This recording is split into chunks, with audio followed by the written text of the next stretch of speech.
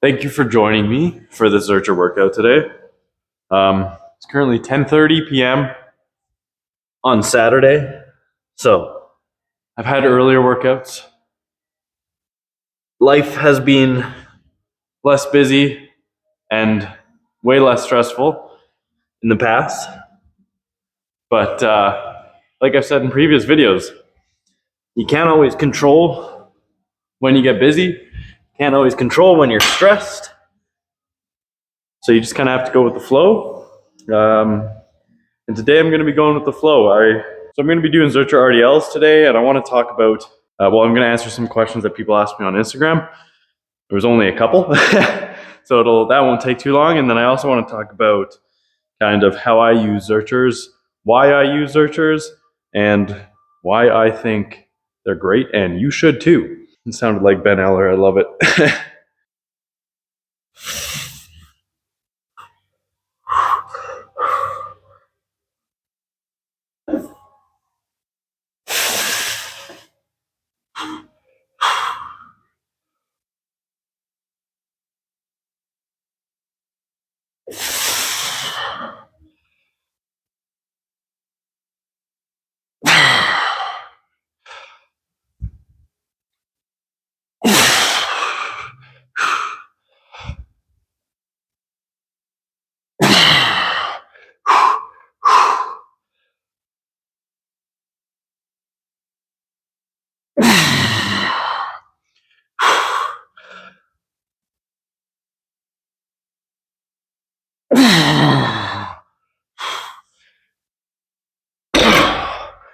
So the first question I'm going to answer comes from my good buddy Ryan. He asked how I like to set up for and bail out of Zerchers. So set up, I like to always just do everything from the ground usually. I don't really like to walk out from the rack. So even when I was doing my lunges, like you saw my other full Zercher workout, I just pick it up from the ground, start doing my lunges. As you see with me doing my RDLs, pick it up from the ground, do my RDLs. With something like squats, I don't really like the Zercher squats. Haven't found a way to make them comfortable yet, but might play around with that a little bit today. That I will go out of the rack. Usually I go off the pins. I use the pins as the bottom because I'm thinking I want to try to use them as a way to like go to failure sets and really just kind of drive some hypertrophy. So we'll see. I'm still playing around with that. If I didn't have the mobility, like sometimes I'm really stiff after a big workout, especially if like intensity and volume are ramping up and I'm coming in. Zerchers are usually done at the end of my workouts or on my third day for lower body. So sometimes it's a little tough getting down to the bar at the beginning. Maybe I'll do a set or two off the rack just to kind of get that stretch and get used to the position, or just like sit in a horse stance for a few seconds. As far as bailing out of them, similar to how you would bail out of like a back squat if you were squatting off of stands without splitters, right? Like usually like a high bar squat, people do this. Common in Olympic weightlifting, where you just kind of like dive out. Similar with the Zerchers. Maybe I'll put in a video of me bailing out on a 160 RDL one. But if I can't quite get it, I just drop my arms and shuffle back a little. Same thing with like lunges. If I'm not really comfortable, I just try to get over that leg and then dump it.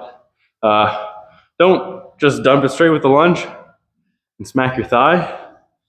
No. But yeah, it's like really simple to bail out of and pretty instinctual. So very accessible as a lift, kind of for that reason, because like you can get down to the bar, then you can kind of do any Zercher exercise you want to do, and you can bail out of it whenever you need to. So it's like the ultimate, like you only have a barbell and plates kind of grip without getting like too crazy and fancy, riding a bar up your back to press it and squat and stuff like that. I mean, I guess you can't press this, but yeah, very versatile.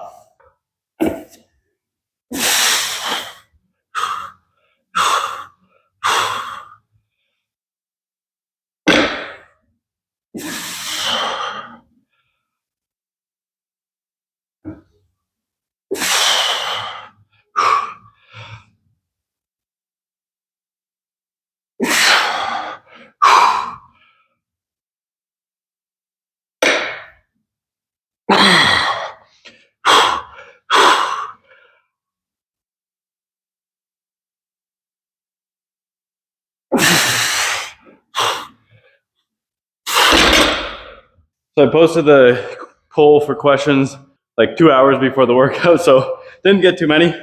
Only got 3, and one was kind of like a meme. They were like, Zercher tricep press down, so who knows, maybe I'll mess around, try to hold the bar, set it up so I can like lean back. Nice. Then the other question was, what's my training history or what's my lifting history? It's long and winding, and a lot of it was under training. Started off early teenage years. I would just take usually the winter tires, and just throw them around in the backyard. And kind of going into high school is the same thing, but just like mostly curls and abs. Hockey was my main sport, so I spent a lot of time playing hockey and just like didn't worry about other things too much. And I played hockey up until I was 21, so that was always kind of like the main focus of my athletic endeavors, even throughout high school. Around 19, I kind of started getting into powerlifting style a little bit. Still just kind of like generally training, just a little bit of everything. Wouldn't say I was really all that amazing, but yeah, just kind of hung around the weight room. Never really got all that strong. Fell in love with squatting, so I did a lot of squats. That helped me out with hockey a lot. And then when I was about 20 years old, I discovered Olympic style weightlifting. And at 21, when my hockey career ended, I switched over to Olympic style weightlifting. Did that for a few years, and that got me decently strong. It was a lot of fun, really good community that I built there. They're great people, and they taught me a lot. So I still do some weightlifting to this day, even though I've moved provinces. Hopefully, next time I'm visiting back in Winnipeg, I can go to a weightlifting session with them and say hi and catch up with them all. But with that, I was still pretty busy with school, and I was studying to get into chiropractic college, and then I got into chiropractic college. So school kind of always made me put training kind of as second priority. I loved it, but it was secondary or even like tertiary in my life, really, to a lot of things. And then I graduated during the pandemic, so it was kind of tough to find stuff. I just worked out in my friend's garage, made some decent gains, and then when I came back, I started to slowly make the switch to powerlifting. And I've been pretty solid on powerlifting training and kind of focusing that as like my main goal for lifting for a couple of years now, maybe about a year and a half, where it's more serious on it. So pretty exciting. And I'm looking forward to making more gains. And I definitely train a lot better now than I used to. I've been through the ringer. I made a lot of mistakes, and I learned from them, and I read a lot of papers, thousands and thousands of papers, so that I could have a lot of knowledge about health and about lifting. So I like to arm myself a lot with knowledge. And I think that has helped me to kind of like understand a lot more and understand how resilient the human body is too. All these things that we're like thought to be afraid of, we don't need to be. So a lot of it is just based on some theory some people made up so that they could sell a system and make some money. But if you want to buy into my system, you can buy my programs. In all seriousness, I try to preach movement freedom, movement optimism, resilience of the body, like a really anti-fragile message, like your body can move a lot of ways. It's just about learning to do what you can handle at that moment, and also understanding that, if you're trying to get stronger, you're trying to get bigger, you're going to be pushing your limits, and injury is kind of inevitable at times. Most injuries are pretty minor. Even like more major injuries, you can still come back from and surpass where you were before by far. Your body is amazingly adaptable, and it can come back. If you want to be, if you want to live in a bubble and just never push your limits and never really find out what you can do, that's fine too, right? I'm saying that, and it kind of sounds like I'm being a jerk about it, but like that's totally fine. Like you don't need to push your limits and find out what your max is, like, and find out where your limit is, right? You can comfortably train within it and achieve really good health results And in fact, I do that with a lot of my patients. I don't push them to their limits. A lot of them is just, yeah, here's what you can do. Here's how you can kind of increase it. Let's get you out of pain. Let's teach you ways to move around it and then kind of build everything back up. So there's absolutely nothing wrong with not wanting to push to the absolute max. I do like to preach that you can push to your absolute max, and it's not dangerous. The body can handle a lot more. You just need to build up to it in a smart way, or you can build up to it in a smart way. Not necessarily you need to, but you can build up into it in a smarter way, and in a more well-rounded way. A lot of it is just, when you max out certain parts of your body is really efficient and tries to get everything involved.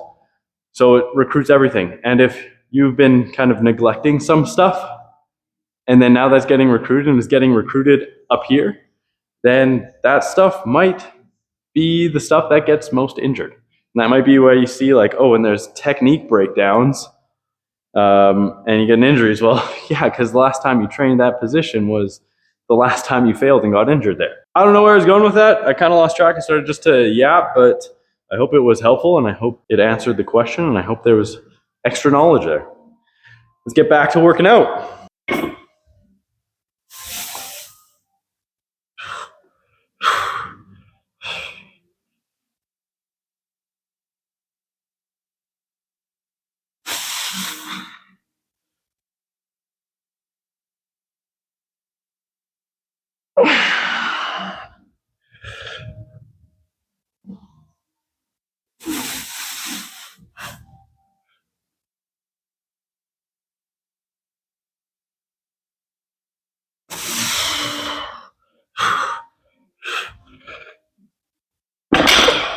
Just kind of getting a nice stretch on that set. I'm going to mess around here and I'm going to try some single leg Zercher deadlifts.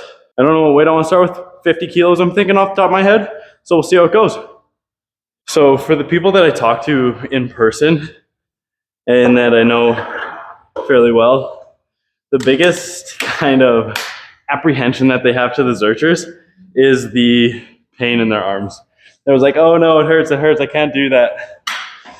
It's just, to me, it's just such a small thing that stops people from doing such a great exercise. And it's like, it'd be the same as if after your first time squatting, you didn't like the feeling of the bar on your back, because that hurts if you remember way back. And then you never squatted again. You would have missed out on an absolutely amazing exercise of squats and all the variations you can do with them. It's the exact same with Zerchers. After 2 weeks, you don't really feel it anymore. And honestly, after a certain weight, it all feels the same. So there's no more extra pain. Yeah, you feel it in your arms, but it's not that bad. You get used to it very quickly. And then it just opens up so many more exercises that you can do and so much more freedom. So let's see here.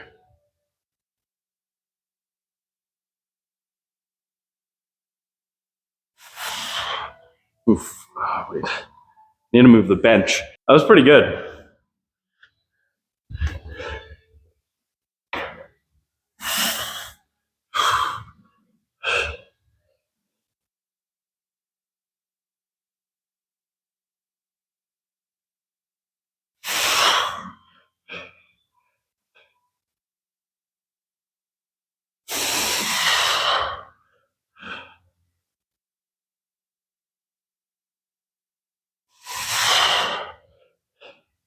I'm gonna see if I can do 70 after this, at least on my right leg.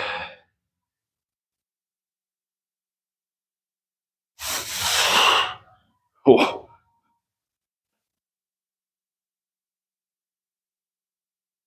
Ooh. Balance is off.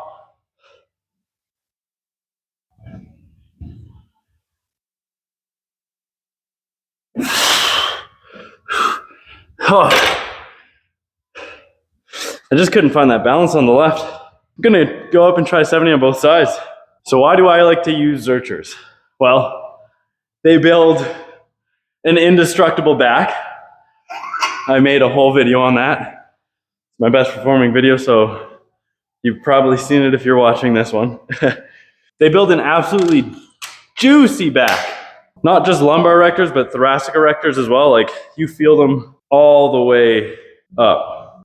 I'm gonna do my left leg first this time. Maybe if I have a little more gas.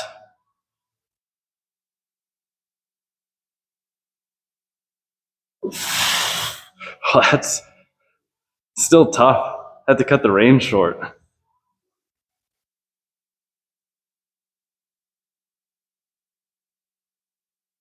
Oh.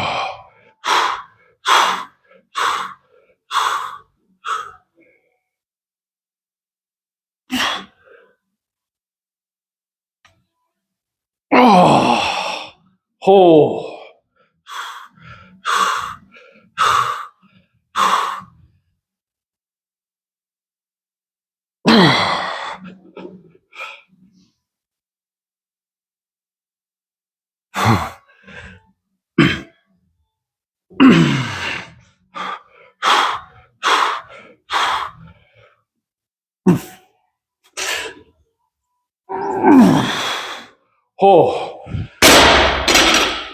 I'm gonna go back down to 50 and just try some like end range pulses.